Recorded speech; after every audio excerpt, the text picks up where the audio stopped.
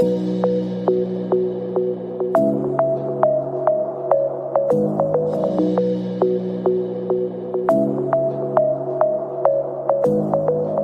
estamos numa série de estudos da carta aos Gálatas e hoje o nosso estudo está em Gálatas capítulo 3. Gálatas capítulo 3. A princípio eu vou ler 2 versículos, tá bom?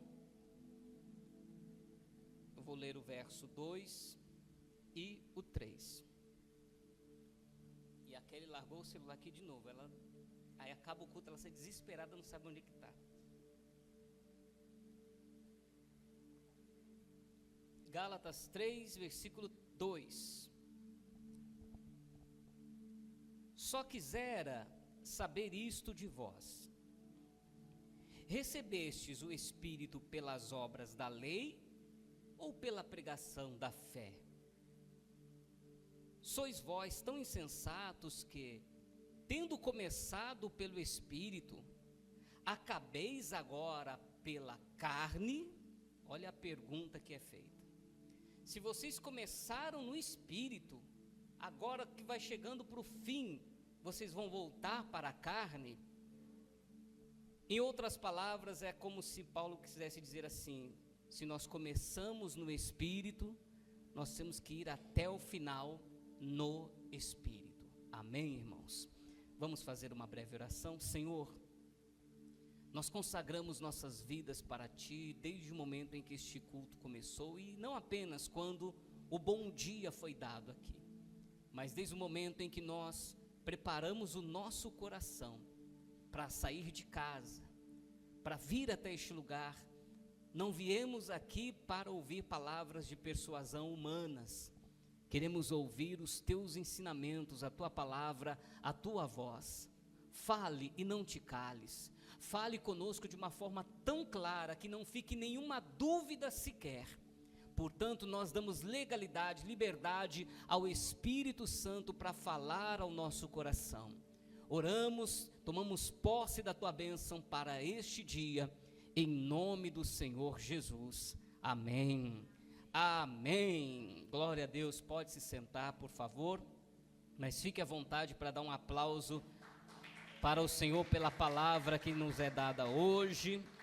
Glória a Deus. Bom, gente, até aqui no nosso estudo da carta aos Gálatas, nós já entendemos nas 2 primeiras pregações que a carta que Paulo escreve para os Gálatas se resume aqui até o capítulo 3 em algumas questões, que os Gálatas eram, de uma maneira geral, os chamados gentios, porque naquela época a igreja ela era conduzida por 2 grupos de pessoas: os judeus, nascidos e criados na tradição judaica, mas que haviam recebido a palavra do evangelho e haviam se convertido ao cristianismo. E haviam os gentios, que eram pessoas que não tinham nenhum tipo de fé estabelecida, ou alguns que eram chamados de pessoas que adoravam vários deuses. Então essas pessoas, os gentios, também receberam a pregação do evangelho. E aí a igreja de Gálatas começa agora a juntar esses dois grupos. E quando Paulo deixa a região da Galácia e deixa ali o pastor, as pessoas instituídas para a obra, começa a acontecer um disse-me-disse entre os irmãos. Porque aqueles que eram judeus, eles queriam trazer de volta as tradições judaicas, implantá-las dentro do cristianismo. E quando Paulo, mesmo de longe, ouve essa conversa, ele manda então essa carta para alertar os irmãos. Inclusive, ele já começa no capítulo 3 chamando-os de insensatos. Ó insensatos Gálatas! Se você ler aqui em Gálatas 3, versículo 1, é esta fala que nós vamos encontrar. Gálatas 3, verso de número 1, ele já começa chamando este povo de insensatos.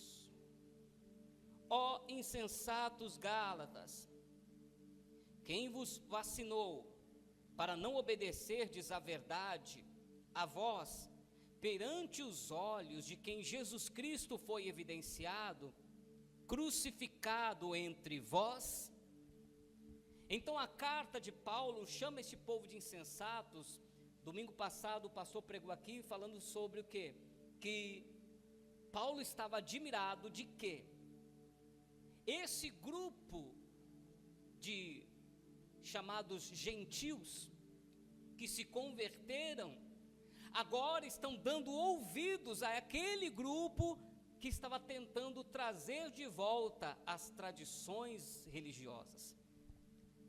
Os irmãos que estiveram aqui, por exemplo, no primeiro dia desta mensagem, talvez se lembram, quando eu preguei aqui sobre que a carta aos Gálatas, ela se remete a Paulo falar para este grupo de que eram os gentios e que agora receberam a Cristo, para que eles não se deixem levar por aquele grupo que viesse tentar trazer tais mandamentos de volta. E que eles tinham autoridade, que eles tinham poder para rejeitar e tinham que ter coragem para dizer: esse tipo de evangelho não é o evangelho que nós ouvimos de Paulo. Esse é um outro evangelho, como foi pregado aqui domingo passado, que o outro evangelho é o evangelho que vai contra a pregação da graça. Então, o que acontecia com aquele grupo de judeus? Os chamados judeus cristãos. Eles acreditavam em Jesus como seu Senhor e Salvador, mas queriam guardar o sábado. Eles criam em Jesus como Salvador, mas queriam fazer a circuncisão. Eles acreditavam em Jesus como Salvador, mas não comiam carne de porco, por exemplo. Eles acreditavam em Jesus, mas como, por exemplo, que havia na lei, olha que coisa interessante. Se uma mulher ficasse viúva, era por ordem da lei que o irmão do defunto, do que faleceu, tomasse aquela mulher para ele como esposa. Só que a palavra vai dizer em Romanos que o fim da lei é Cristo. Então você imagina se nos dias de hoje, se a gente for querer viver debaixo da regra da lei. Imagina só, se a gente começa a trazer, aí como o pastor disse aqui, não são todos os pontos que eles trazem, mas eles trazem principalmente a questão litúrgica. Aí você vê pastor com quipá na cabeça, você vê igreja com a arca da aliança, você vê igreja com aquele castiçal. Aí você vai vendo um monte de objetos e regras do judaísmo dentro da igreja cristã evangélica, e no Brasil está cheio disso. Aí agora é pastor com mitra. Agora você vê igrejas que estão pregando para que pessoas façam sacrifícios. E como o pastor pregou aqui, eu achei interessante ele dizer, se a igreja primitiva estava sendo perseguida, e eles tinham que fazer cultos, reuniões às escondidas nas casas, como que fazia sacrifício? Se não tinha templo, e se o sacrifício tinha que ser entregue lá no templo, se não tem mais o templo, obviamente não tinha mais sacrifício. Então, aquele monte de regras sendo trazidas, era um problema para a igreja, e a pregação de Paulo para esta igreja é esta: não permitam que tais objetos, que tais pregações, que tais costumes venham. E aqui no capítulo 3, ele vai dar mais ou menos o exemplo do que Jesus fala para João lá no Apocalipse, quando ele dá o seguinte exemplo, que aquele que conhece o caminho, que conhece a verdade e volta atrás, é como um cão que come do próprio vômito. Você sabe por que que o nosso organismo, o nosso corpo, por que que a gente vomita? A explicação é muito simples. O nosso próprio organismo, ele tem uma autodefesa. Quando o nosso corpo entende que tem um corpo estranho, uma substância estranha, ou algo que vai nos fazer mal, automaticamente ele para que aquilo que é mal não entre no sistema digestivo e possa causar danos maiores para o corpo. Então, quando uma pessoa passa mal, quando ela começa a vomitar, eu me lembro uma vez, eu tomei um porre tão grande de vinho, tomei tanto vinho, meu Deus, acho que nunca vomitei tanto na minha vida como aquele dia, porque na verdade eu estava consumindo ali, algo que estava para me fazer mal, então o corpo faz o quê? Agora imagine, que coisa nojenta, alguém fazer como um cachorro, porque o cão pode ser bonitinho, mas todo cachorro tem essa mania, se o dono não tomar cuidado, aquilo que ele põe para fora, ele vai lá, dá uma cheirada, dá uma lambida e... O exemplo que Jesus está dando é, aquilo que te faz mal, e foi arrancado, foi posto para fora, não deve ser trazido de... Então o apóstolo Paulo, do capítulo 1, do capítulo 3 até o versículo 15, vamos ler aqui esses 15 versículos, eu creio que você veio com a intenção de aprender muito da palavra hoje. Vamos voltar aqui o capítulo 3, versículo 2, aonde ele vai dizer o seguinte: só quisera saber isso de vós. Eu queria saber de vocês.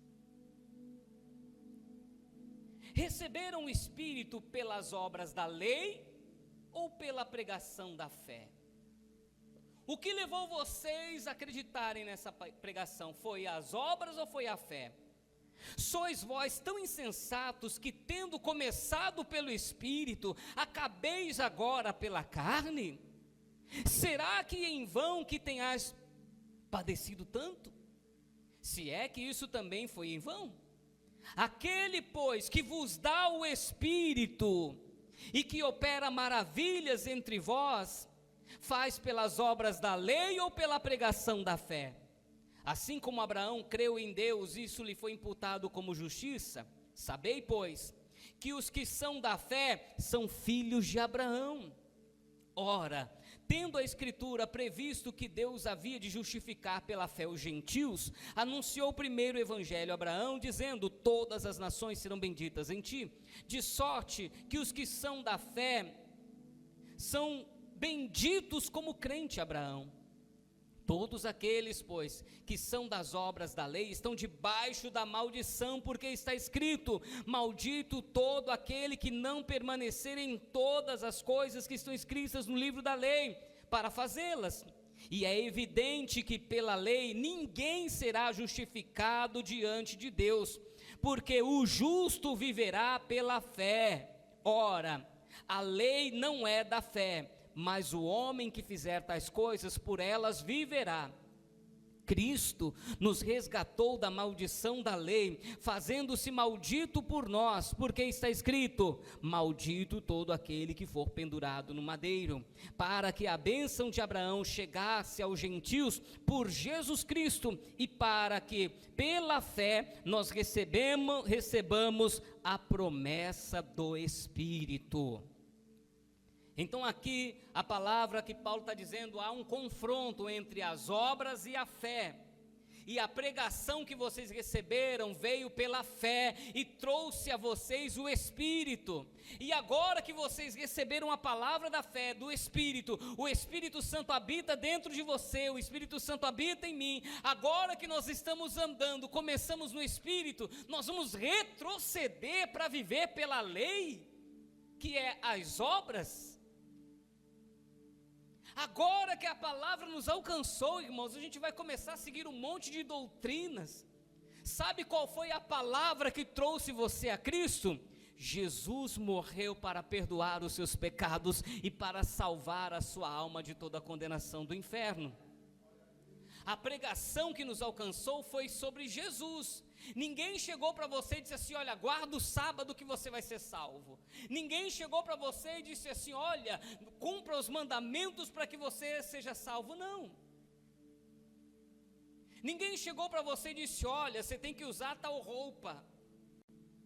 Olha, se você não usar o véu, a tua oração não chega. Olha quanta coisa. A gente sabe que tem hoje aqui a igreja do véu. E olha, não é uma crítica não. Se a irmã se sente bem orando com o véu, a oração dela vai ser respondida. O problema é eu colocar uma regra e dizer, se não usar o véu, Deus não ouve. Se a pessoa quer usar terno, gravata, muito bem, use terno e gravata. O problema é eu colocar uma regra dizendo, se não tiver de terno e gravata. Se o irmão não quer usar barba, quer ficar com a cara limpa, muito bem. O problema é que tem igrejas nos dias de hoje que diz que o homem com barba não pode orar, não pode pregar, não pode cantar. Imagina só, eu, o Fernando, o Lucas, o Léo, o Bruno, só ia sobrar o Ricardo aí que está sem barba de cara lisa, ó. E sabe o que é o pior? Um monte de gente recebendo esse tipo de regra e seguindo. Domingo passado o pastor deu o exemplo aqui da cantora Elaine Martins. E às vezes quem não está lá na região do Rio não sabe muito, né? Como a gente morou no Rio, a gente viu isso de perto. As irmãs dessa igreja, elas usam um roupão e elas são chamadas exatamente as irmãs do roupão. Elas não usam outro tipo de roupa.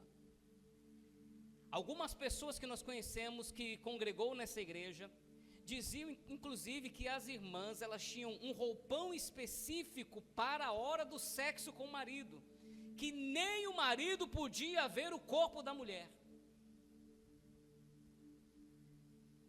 Agora, sabe o que é mais absurdo, gente? Você vê uma igreja lotada, aquele monte de mulher entrando com aquele roupão e seguindo esse tipo de regra.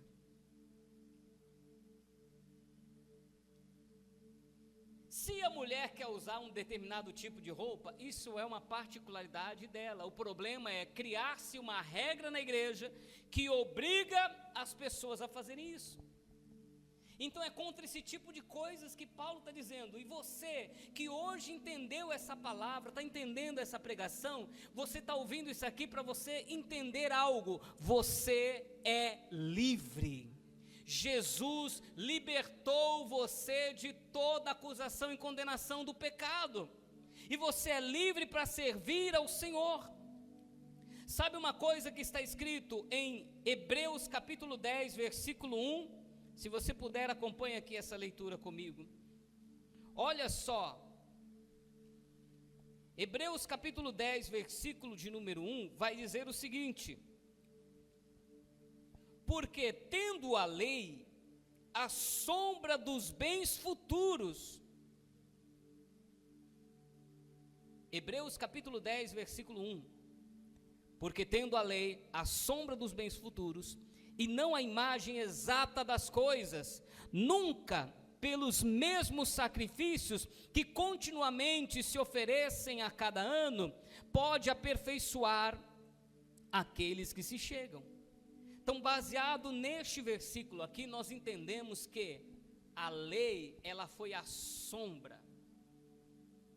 O que isso significa? Que a gente vai descartar o Antigo Testamento?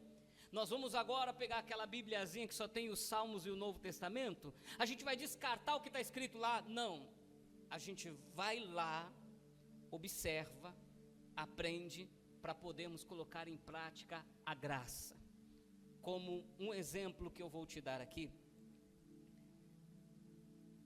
Quem é mais antigo talvez assistiu um filme chamado Um Sonho de Liberdade.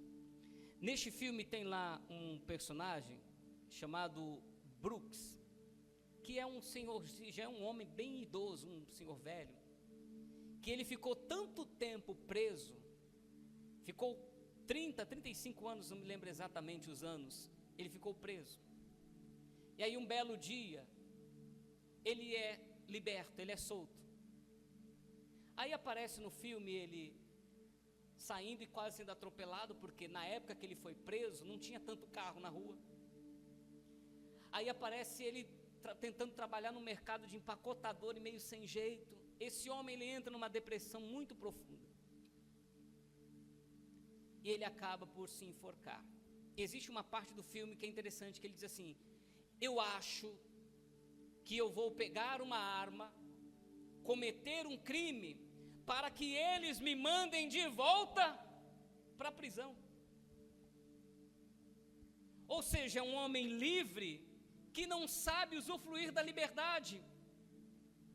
O que nós estamos vendo é alguém que foi livre, pegando as mãos e dizendo para alguém: me amarra de novo.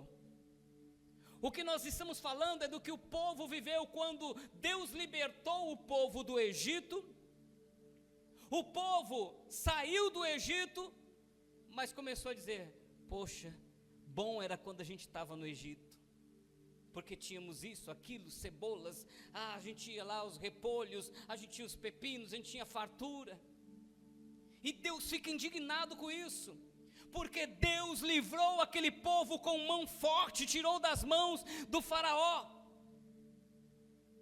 Então esse tipo de pregação não é só a gente pensar, porque um tempão da minha vida eu achei que esse tipo de mensagem era para pregar para crente dizendo assim: não volta para o mundo não, não volta para o pecado não. Sim, é óbvio que a gente pode conduzir para esse tipo de entendimento, mas nesse caso específico se você está livre, não seja outra vez acorrentado. Se Jesus te libertou, não viva amarrado outra vez. Se Jesus foi lá na cruz e pagou o preço pelos teus pecados, não fique amarrado, acorrentado a regras e doutrinas que te levam de volta a ser preso pela lei. Você é livre. Jesus te libertou, irmão. Jesus te libertou, irmã. Não fique como o povo do Egito, saudosista, que era o que aquele povo judeu cristão estava vivendo. E o pior de tudo, eles tentavam implantar, empurrar nas pessoas aquele tipo de lei. Então, para você e para mim que estamos aqui recebendo essa palavra de Gálatas, é um alerta. Vão aparecer pessoas que vão tentar introduzir tais costumes, introduzir tais objetos na igreja, na adoração. E tudo que a gente precisa fazer é entender que só Jesus nos basta. Só Jesus é suficiente. Não precisa de Jesus e circuncidar. Não precisa de Jesus mais guardar o sábado. Não precisa de Jesus mais, porque a lei se encerrou quando lá na cruz ele disse: está consumado. Quando ele disse essa frase, ele entrega o seu espírito, ele põe fim à época da lei, e a graça, o favor não merecido está sobre nós. Sabe qual é o problema? É que hoje a gente tem tanta igreja evangélica no Brasil, que cada pastor tem a sua receitinha. Você já viu como que é a questão das receitas? Cada mulher aqui sabe fazer arroz, mas cada uma tem o seu jeitinho. A minha sogra gosta de colocar a água toda logo no arroz. A minha mulher, ela vai colocando de pouquinho em pouquinho. É tudo arroz, no final das contas vai ser tudo arroz. Tem gente que gosta de colocar bastante alho, tem gente que gosta de colocar pouco. Tem gente que só pica o alho. Minha mãe só picava o alho e jogava lá na panela, fritou. O Fernando aqui, que é meu amigo, lembra que cozinha muito bem. Ele pega aquele amassadorzinho lá de alho, ainda é acima. Ele pega aquele amassadorzinho, amassa. Lá em casa minha mulher é o contrário, ela gosta daquele que soca o alho. Não é tudo alho. Só que quando a gente entra para a pregação do evangelho, cada um quer dar o seu toquezinho. Aqui a gente prega Jesus, mas tem revelação. A gente prega Jesus, mas tem libertação, que o demônio sai. E aí a gente vê cada um colocando o seu temperinho, e tem um problema, porque às vezes o temperinho muda o sabor. Às vezes um pouquinho de sazon deixa o arroz mais avermelhado. Ou que nem o povo lá do Pará, como é que é aquele povo que eles põem no arroz? cúrcuma, não é outro, açafrão, meu Deus do céu, um arroz amarelo. Eu olhava aquilo e falava, Jesus, comia, hein? Aí é tudo arroz, não é não, não é não, vem um gostinho esquisitinho, terra. E aí alguém tenta empurrar para você um evangelho, está dizendo, é o evangelho, não é não. É a pregação do evangelho, não é, tem um negocinho a mais aí, tem um acréscimo. E aqui a gente entra num contexto, porque a partir do versículo 15, o que ele vai dizer é exatamente isso. Mas antes de ler aqui o Gálatas 3, 14 e 15, eu quero ler com você aqui em Deuteronômio. Está vendo como que a lei, ela é uma sombra, ela nos ajuda a entender o Novo Testamento?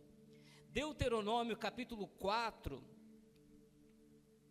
e o verso de número 2, Deuteronômio capítulo 4, versículo 2, olha o que Deus, através de Moisés, já falava para o povo lá, ó. Deuteronômio é o 5º livro da Bíblia. Capítulo 4, versículo 2. Olha lá, gente. Não acrescentareis a palavra que vos mando, nem diminuireis dela, para que guardeis os mandamentos do Senhor vosso Deus, que eu vos mando. Então qual era a ordem? Moisés, pegue o livro da lei, leia diante do povo. O que é que o povo vai obedecer? É o que está escrito. Se alguém acrescentar uma outra lei, um outro mandamento, não precisa. Nem acrescenta, nem diminui. Nem coloca uma coisa a mais e nem tira, porque tem um problema no tempero. Se a gente põe muito sal, acontece o quê? E se a gente esquece de pôr o sal?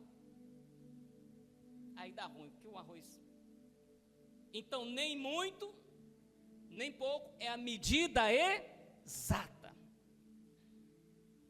Com esse contexto, entendemos que o evangelho não precisa ser acrescido e não pode ser diminuído, porque aí tem um problema. Tem alguns evangelhos sendo pregados aí, que diz assim, não precisa batizar não, já está começando a tirar. Tem evangelho sendo pregado dizendo que não precisa isso não, isso é coisa de antigo, não precisa de nada, precisa. A igreja primitiva trabalhava de que forma? Prega o evangelho, a pessoa recebe Jesus, aí a pessoa é selada com o Espírito Santo, aí a pessoa vai ser batizada nas águas, e essa pessoa vai entrar na comunhão com os irmãos através da mesa da ceia. Então, se isso for tirado, se isso for arrancado, o evangelho está sendo diminuído. Então, olha só como é importante que cada membro da igreja estude a palavra. Olha só como é importante que cada cristão estude, leia a Bíblia, leia o evangelho. Para quê? Para que se alguém tentar acrescentar algo, opa, isso daí não precisa. E se alguém quiser tirar algo, opa, não vai tirar isso não, senão eu não aceito. E o que a gente está vendo aí hoje são os acréscimos, colocando coisas que não precisa, tirando coisas que são importantes. E aí em Gálatas 3, versículo 15, ele vai alertar sobre isso.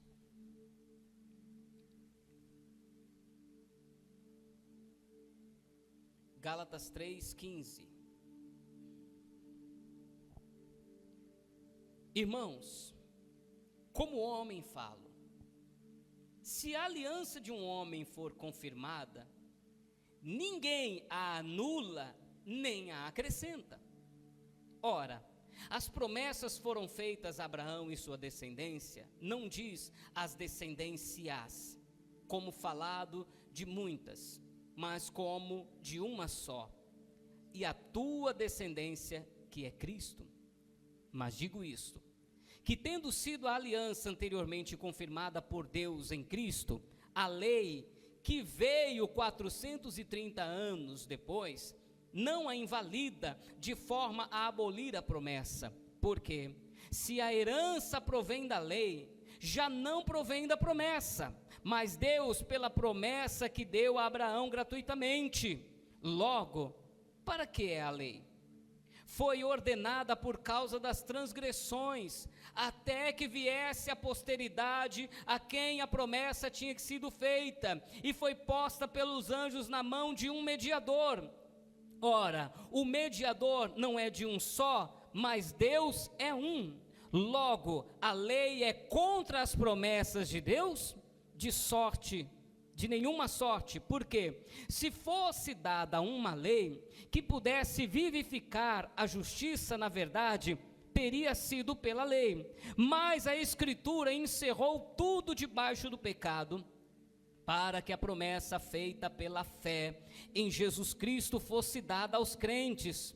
Mas, antes que a fé viesse, estávamos guardados debaixo da lei, e acerca das quais pela fé se havia de manifestar. De maneira que a lei nos serviu de tutor, para nos conduzir a quem, igreja? A Cristo, para que pela fé fôssemos justificados. Mas, depois que veio a fé, já não estamos debaixo de tutor, porque se sois filhos de Deus pela fé em Cristo Jesus. Porque todos quantos fostes batizados em Cristo, já revestistes de Cristo. Nisto não há judeu, nem grego, nem servo, nem livre, nem macho, nem fêmea, porque todos vós sois um em Cristo Jesus.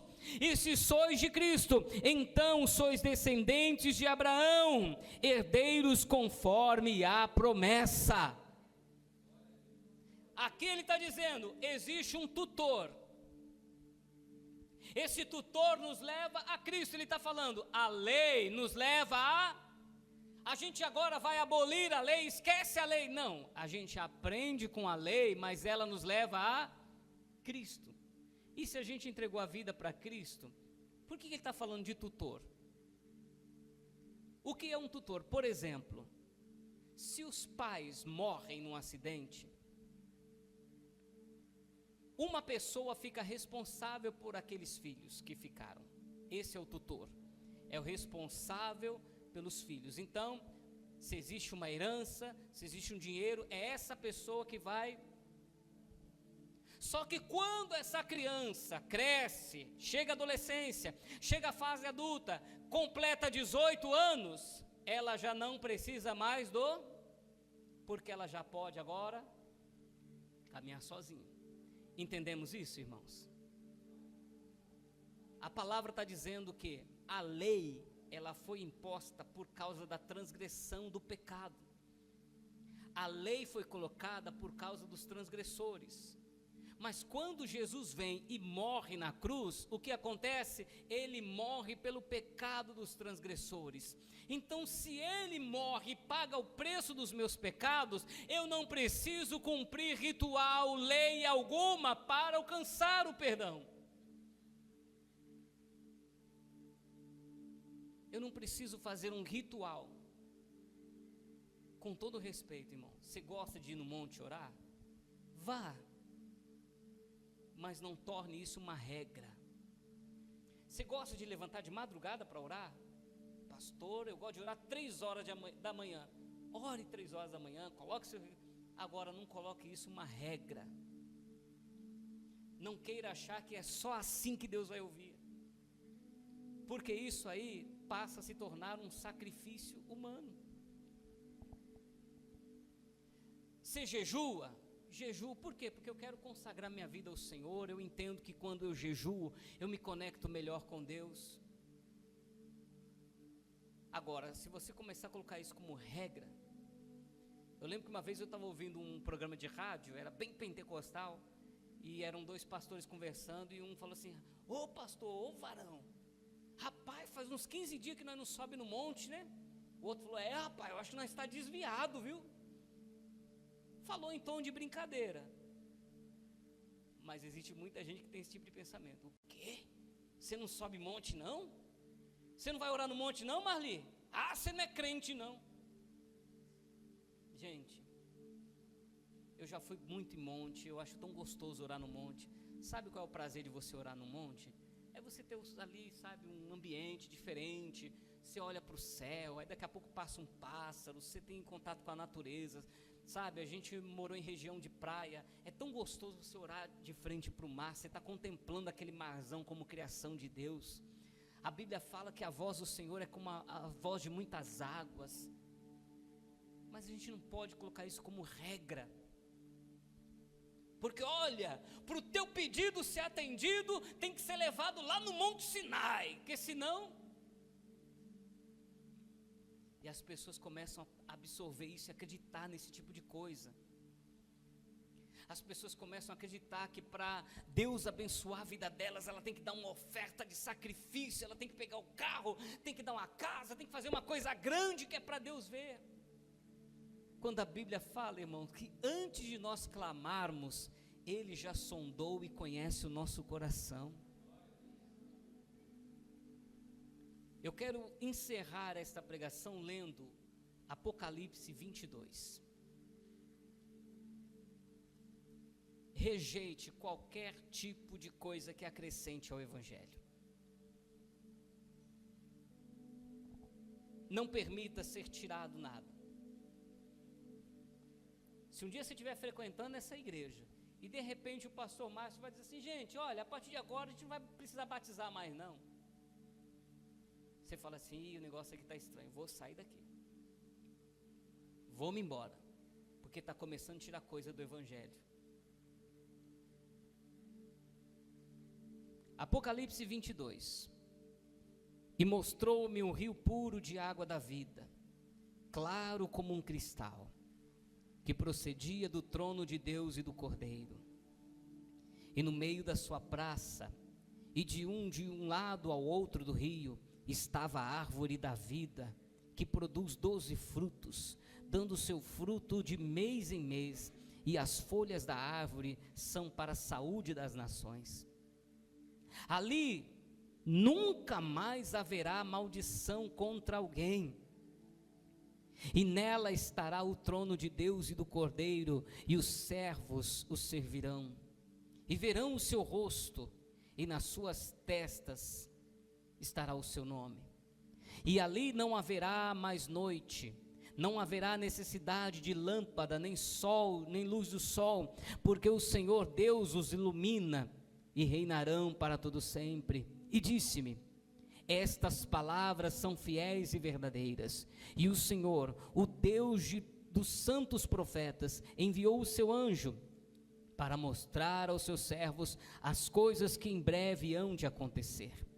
Eis que cedo venho, bem-aventurado aquele que guarda as palavras da profecia deste livro. E eu, João, sou aquele que vi e ouvi estas coisas, e havendo-as ouvido e visto, prostrei-me aos pés do anjo que me mostravam para adorar, e disse-me, olha, não faças tal, porque sou conservo teu e de teus irmãos, os profetas, e dos que guardam as palavras deste livro. Adora apenas a Deus. E disse-me, não seles as palavras da profecia deste livro, porque próximo está o tempo. Quem é injusto, seja ainda injusto. Quem é sujo, seja sujo ainda. Quem é justo, seja justificado ainda. E quem é santo, seja santificado ainda. Eis que cedo venho, e o meu galardão está comigo para dar a cada um segundo a sua obra. Eu sou o Alfa e o Ômega, o princípio e o fim, o primeiro e o derradeiro. Bem-aventurados aqueles que guardam os seus mandamentos, que tenham direito, para que tenham direito à árvore da vida e possam entrar na cidade pelas portas. Mas ficarão de fora os cães, os feiticeiros, os fornicadores, os homicidas e os idólatras, e qualquer que ama e comete mentira. Só um adendo aqui, gente, a palavra aqui, a expressão cães, não está falando dos animais, dos cachorros, não. Dentro do contexto bíblico e da igreja primitiva, os cães eram aqueles que começaram no espírito e se bandearam para a carne. Cães eram aqueles que comiam do próprio.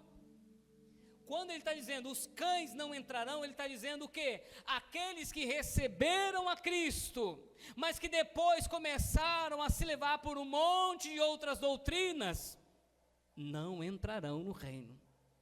É forte isso aqui, hein? Então essa pessoa que acredita aí que, esqueci qual é o nome do objeto que os judeus colocam na porta da casa. Menorá? Mesodá? É um nome assim, não me lembro. Mas é uma coisa que os judeus eles colocam na porta da casa. E tem um montão de igreja aí. Isso aqui você vai pôr na porta da tua casa. Você vai colocar esse azeite aqui, você põe no umbral da tua porta. Gente, o umbral da porta lá era o sangue do cordeiro, não era azeite. E olha que coisa séria. Se você abraçar um evangelho que não é o único evangelho que fala que Jesus morreu para perdoar pecados, é só isso. Ficaram de fora. Versículo 16.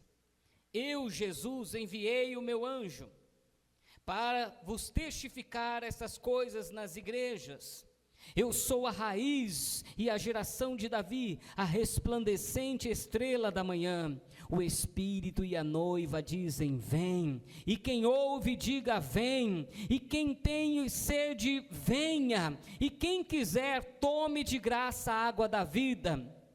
Porque eu testifico a todo aquele que ouvir as palavras da profecia deste livro, que se alguém acrescentar a estas coisas, Deus fará vir sobre ele as pragas que estão descritas neste livro. E se alguém tirar quaisquer dessas palavras do livro da profecia, Deus tirará a sua parte no livro da vida, da cidade santa e das coisas que estão escritas neste livro. Aquele que testifica estas coisas diz, certamente cedo venho, amém. Ora vem, Senhor Jesus.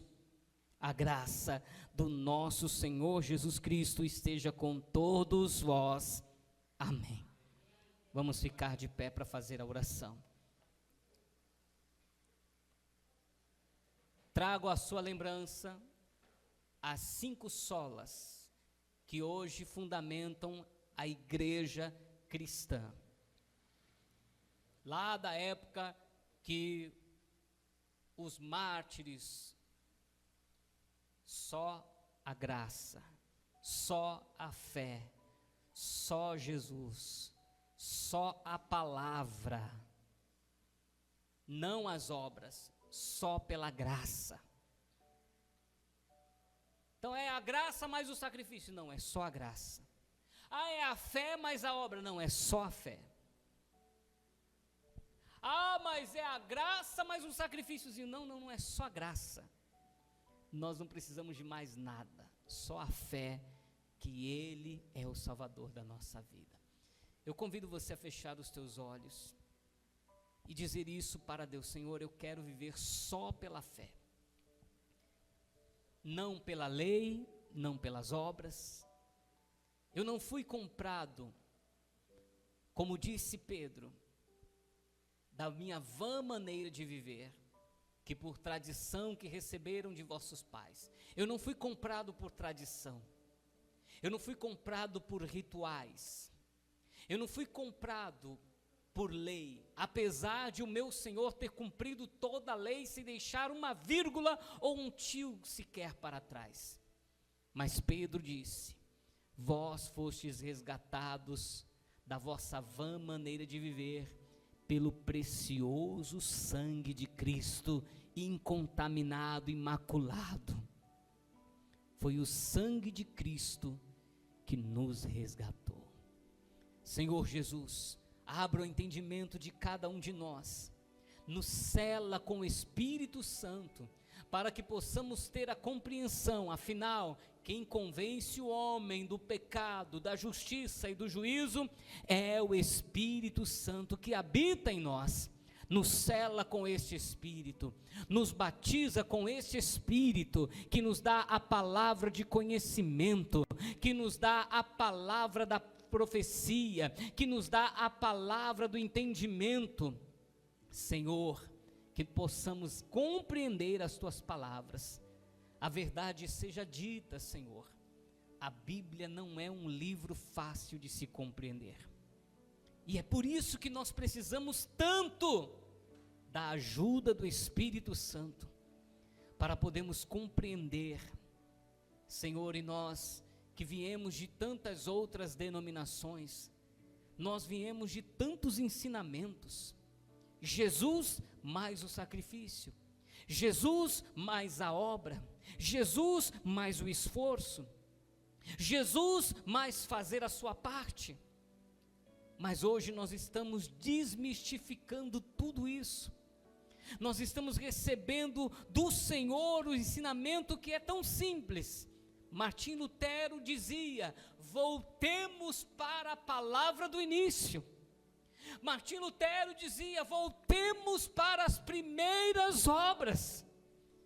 Não há um outro evangelho a ser pregado. Nós não queremos criar um novo evangelho, até porque Gálatas, a tua palavra diz que se alguém apresentar um outro evangelho, seja anátema.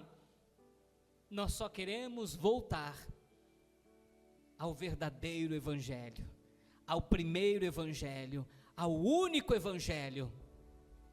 Só pela fé, só pela graça, só a palavra, só por Jesus, somente glória a Deus.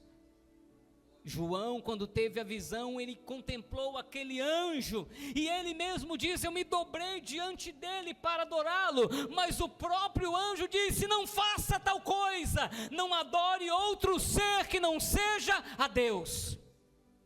Não adore pastor, não adore cantor, não adore filho, não adore marido, adore apenas a Deus.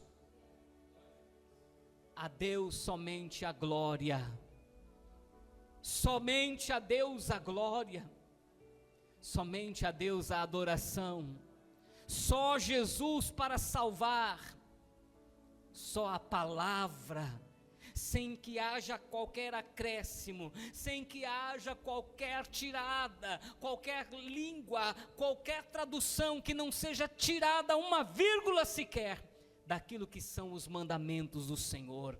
E os mandamentos do Senhor Jesus são: amarás a Deus sobre todas as coisas e ao próximo como a ti mesmo.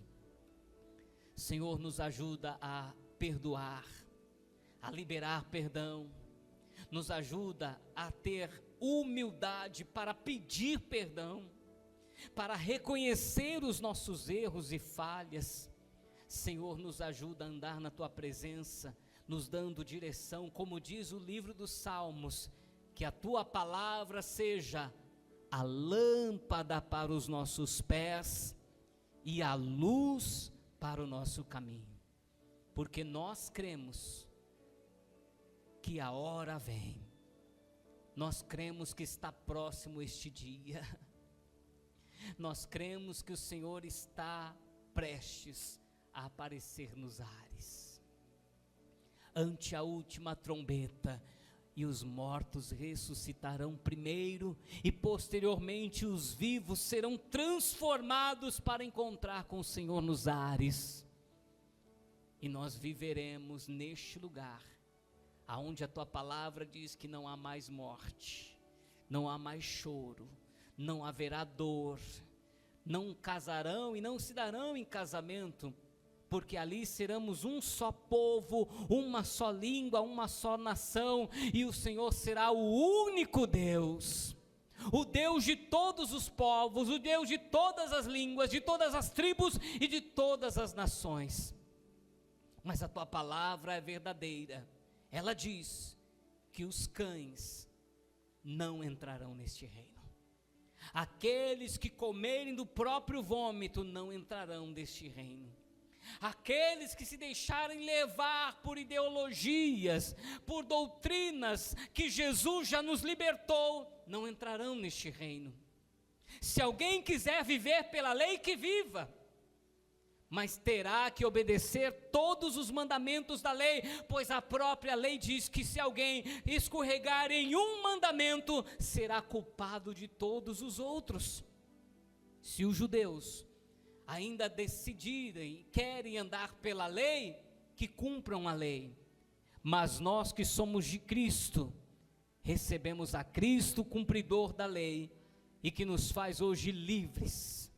Nós somos livres e não tornaremos a colocar ataduras, não tornaremos a colocar correntes sobre nós, não tornaremos a colocar nossas mãos em cordas, não tornaremos a ser escravos, porque agora a nossa carta de alforria já foi assinada com o sangue de Cristo naquela cruz. Nós somos livres de toda condenação, nós somos livres de toda lei que aprisiona, nós somos livres de tudo aquilo que nos prendia a maldição, porque Ele se fez maldito por nós. Não há mais maldição para aqueles que recebem a Cristo como Senhor de suas vidas.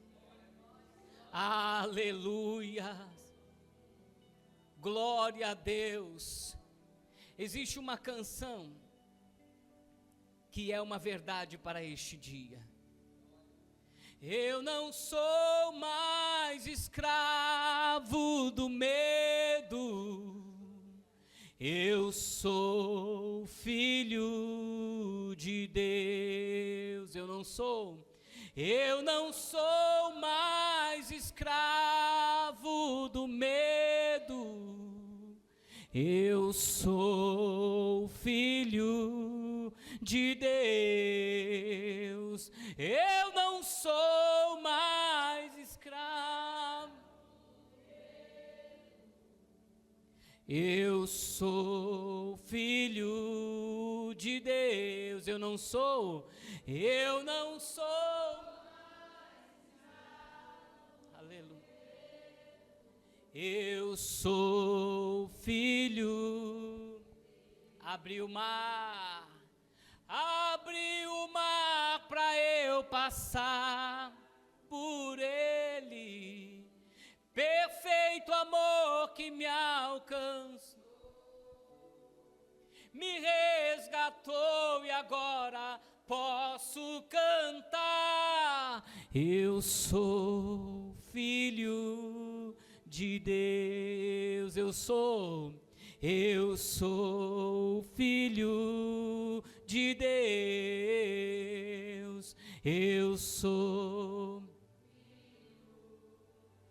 eu não sou mais escravo, eu não sou mais, oh Deus poderoso,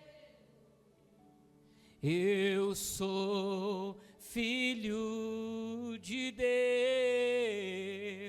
eu não sou mais. Abre os teus braços assim, abre as tuas mãos, você está livre.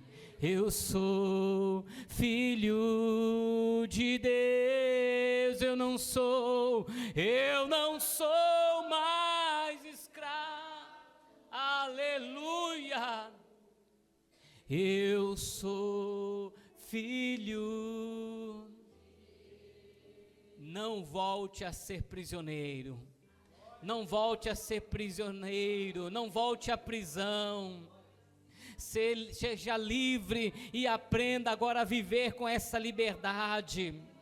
Não seja mais cativo da saudade da época de aprisionamento, mas aprenda a desfrutar da liberdade com que Cristo vos libertou. Amém. Diga glória a Deus e vamos aplaudir ao Senhor. Obrigado, Jesus, por nos libertar. Glória, glória, glória a Ele para sempre.